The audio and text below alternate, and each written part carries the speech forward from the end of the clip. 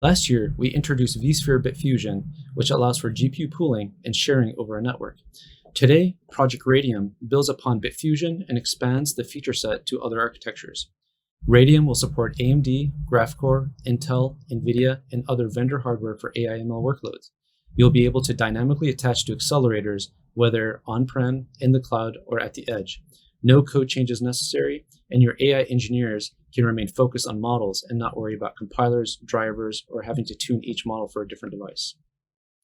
Radium works through an application level monitor, which introduces virtualization services in much the same way a VMM virtualizes a virtual machine.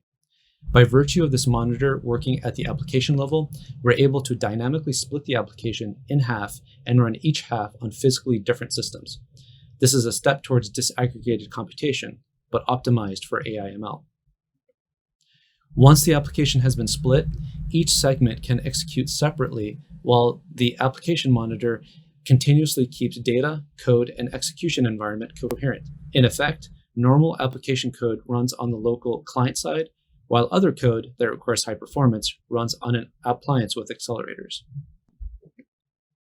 And just like vSphere bit fusion, Radium will have integrations for Jupyter Notebook and Kubernetes, as well as be runnable via console. Here, I'll show running Radium to remote TensorFlow training from a small CPU-only virtual machine to 3 separate servers with different hardware. Very quickly, you'll see HTOP showing activity when the CPU server is targeted, and when the NVIDIA server is targeted, we see output from NVIDIA SMI. And lastly, when the AMD server is targeted, ROCm SMI showing GPU activity. The TensorFlow script is the same in all cases, but the accelerated portion is dynamically targeted to 3 separate physical systems with completely different accelerators. The result is that for the first time, users will be able to take advantage of a multitude of AI accelerators and tackle new and more industrial strength use cases. IHVs will also be able to introduce most of their latest hardware features from day one. Here, we're showing early performance data on a few different accelerators.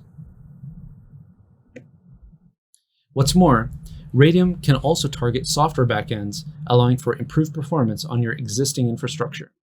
Here we're showing Third AI being used to accelerate large-scale models by taking advantage of inherent sparsity, and TVM to double inference performance by virtue of programmable layered optimization.